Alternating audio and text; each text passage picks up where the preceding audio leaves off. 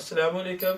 मैं फिर आप सब बहन भाइयों का शुक्रिया अदा करता हूँ कि आप खसूसी मोहब्बत से टाइम देते हैं और ये जो वीडियोस हैं ये जो मैं फेसबुक पे या इस पे अपलोड होती हैं आप इनको देखते हैं।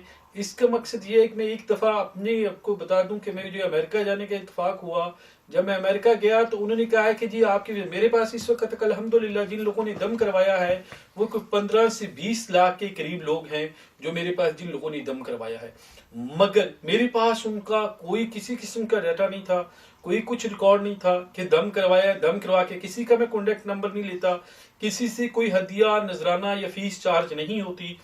तो वो मुझे कहने लगी कि आपके पास क्या प्रूफ है कि आपने इतने लोगों को दम किया, और मेरे पास नहीं था। तो आज मेरे पास यूट्यूब में कोई हजारों की तादाद में वीडियोस मौजूद आ गई हैं। यूट्यूब के अलावा जो मेरी वेबसाइट के ऊपर जो लोग ठीक होते हैं उनके जो कमेंट्स पड़े हुए हैं वो काफ़ी ज़्यादा हैं कि जी हम लोग ठीक हो गए इन बीमारियों से। तो और वो एक प्रोफाइल है जो कि वो फिल करते हैं, तो वो प्रोफाइल के साथ भी इस वक्त जो मेरे पास प्रोफाइल के अंदर मौजूद है वो 20,000 के करीब लोगों का एक डाटा है जो कि अल्हम्दुलिल्लाह मुख्तलिफ बीमारियों से शिफा याब हो चुके हैं। तो ये जो मेरी बेटी मेरे पास बैठी हुई है इसका नाम आयशा है, ओल्ड नाम तो नहीं, ओल्ड नाम डाली था। ये बेसिकली अमेरिकन है और ये मेरे पास ब्रेन ट्यूमर की मरीज थी।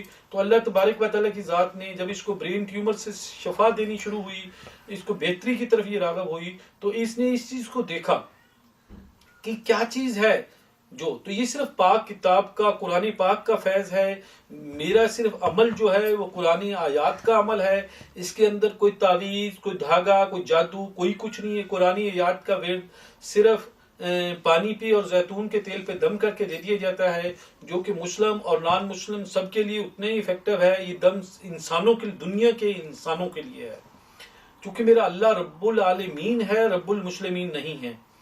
और आका नामदार तशरीफ लेके आए, वो रहमतुल्लिल आलमीन बन के आए।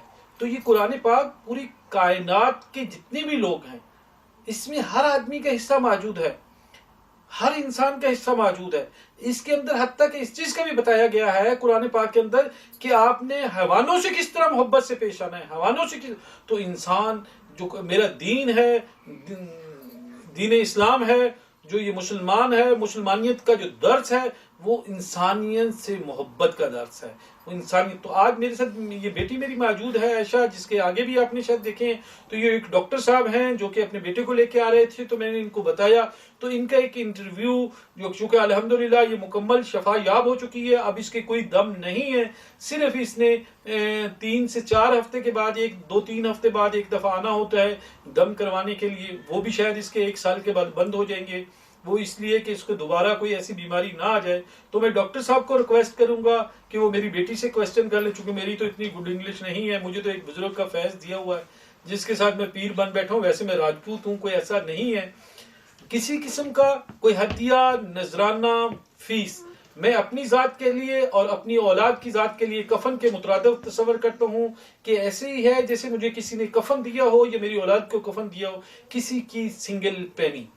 यहाँ या पूरी दुनिया में जो मेरे शागिर्द हैं उनको भी सिर्फ शागिर्द बनने के लिए सिर्फ एक हल्फे कुरान देना होता है कि हम किसी से हदिया नजराना या फीस चार्ज नहीं करेंगे। तो ये मैं डॉक्टर साहब को रिक्वेस्ट करूंगा कि बेटी का इंटरव्यू ले ले, ताकि आप लोगों के कोई और भाई बहन जो कि ब्रेन ट्यूमर का रिलेटेड हो उसको एक मैसेज चला जाए कि इसको ये क्या प्रॉब्लम है। और ऐसे कुरान पाक के अंदर अल्लाह तबारक व तआला की ज़ात ने ये फैज़ रखा है कि कुरान पाक से मरीज शिफा याब हो जाए। Bismillahirrahmanirrahim. My name is Dr. Omar, and we have a sister here, Aisha. So, Aisha, how it all started? When I was first diagnosed with it. Basically, the doctors found out I had it. I was a dental nurse. All right. And unfortunately, I wasn't wearing any protection of eyes, and something went in the eye. I went down to the doctors to have it washed out. All right. And it was from there they realised. Went into your brain, and then infection, and then they diagnosed you as. So you were scanned. I was scanned. An MRI scan at Halifax Hospital. And when was that? That was going back about 3 years ago now. 3 years ago. Yeah. All right. So they diagnosed you as having someone having brain cancer Yeah. or tumor. It was a brain so, tumour, yeah. Okay, so what was the prognosis? What they said that you will not survive? Well, they gave me an operation at first, Uh-huh. and they did manage to remove some of the brain tumour itself. All right, so you had a surgery. I had surgery, All right. but they wasn't able to remove it all. All right. The bits that were left there, then they grew, All right. and from that All right. it turned into cancer, and then Again, so it was, and you had some chemotherapy, or it was too far gone for the All right. chemotherapy. All right, so they were saying there's no. Yeah, that it wouldn't have done any All good right, to have done okay. So when you came to Pir Sahib, how long ago you started coming? that. It was about 25 weeks All right. ago now. I come just once a week on a Sunday and have the done. Okay, and at that time it was quite bad, like having a headache. Yeah, I was right at the beginning. And I was really, really bad right at the beginning. losing weight and Yeah. headaches and Yeah. nausea, vomiting, Yeah, and all that my stuff. muscles, especially in my joints, they were really achy, Alright. and the headaches was really bad as well. Okay, so you started having dum. So the dum helped you. They It helped, did, yeah. I mean, I've been on medication since I was diagnosed with a brain tumour, which they told me I would be on for the rest of my life. Yeah. But slowly, because I started feeling better within myself, I did stop taking Taking the medicine, tablets. All And right. then obviously days turned into weeks, into months, and without my tablets now I'm absolutely fine. And I can't remember the last time I was okay when I wasn't on my tablets. So it's, Alright. to have that is a really Good. good feeling, Good. definitely. And when you were scanned last now? How long- When? I was scanned about a month ago now. Month ago. Yeah, And what was the result? completely clear. All right. So what doctors are saying? It must be amazing. Unbelievable, Yeah. unbelievable. I'm still in the process of trying to get my doctor's notes at the moment, All right. because they obviously are just showing them around trying to get opinions, but they don't have any answers. They've no Yeah. answers whatsoever. The answer is in Quran, yeah. And so you was a Christian before? I was, yeah. So you converted to I Islam, have. mashallah. Yeah. Now you're Muslim and you're healthy and you're happy. Yes. All right, that's good. Very good. Well done. Thanks. Thank you. Doctor साहब आप इसके बारे में कोई comment देना चाहेंगे?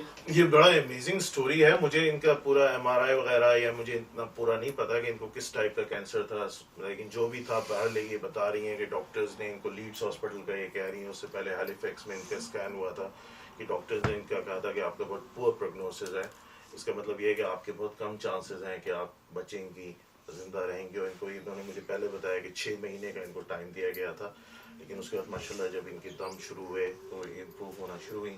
और उसके बाद अब रिसेंट जो इनका स्कैन हुआ है वो बिल्कुल क्लियर हुआ है. और ये मेरे लिए एज अ डॉक्टर इस काइंड ऑफ अ मिरेकल, मेरे लिए तो मिरेकल है. लेकिन मैं एक मुसलमान भी हूँ, अल्हम्दुलिल्लाह मैं कुरान को भी जानता हूँ, पढ़ता हूँ, तो मैं समझ सकता हूँ कि हुआ क्या है. लेकिन हर डॉक्टर इस बात को नहीं समझ सकेगा. डॉक्टर मैं आपसे चूंकि आपकी बात से सवाल करना चाह रहा हूँ कि क्या इसको मुसलमान बनने के लिए या ये दम की क्या शर्त तो नहीं रखी गई थी कि ये दम आप करवाएं? और दम के लिए, क्योंकि मेरा दम सिर्फ इंसानों के लिए है, उसमें लाजमी नहीं है कि कन्वर्ट. ऐसे तो मेरे पास नॉन मुस्लिम लोगों ने जिन्होंने दम करवाया है वो कोई तकरीबन ज्यादा नहीं, कोई 30-40 हजार पूरी दुनिया के लोग हैं जो कि जिन लोगों ने नॉन मुस्लिम ने मेरे पास दम करवाया, और मैंने कभी भी किसी को दावत नहीं दी.